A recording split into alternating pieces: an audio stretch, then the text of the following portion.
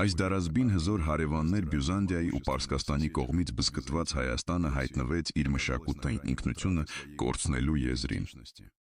Հայկական եկեղեցիներում պատարագնցվում էին հունարեն և սիրիերեն լեզուներով մարդկանց մեծ մասի համար անհասկանալի մնալով։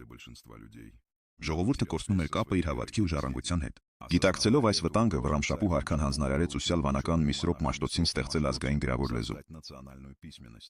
Երկար ու ցավոտ որոնումներից հետո աստվածային տեսիլք հայտնվեց Մաշտոցին աղոթքի ժամանակ։ Նա տեսավ 36 տառերի ուրվագծերը, իդեալականորեն արտացոլելով հայերենի խոսքի յուրահատուկ հնչյունները։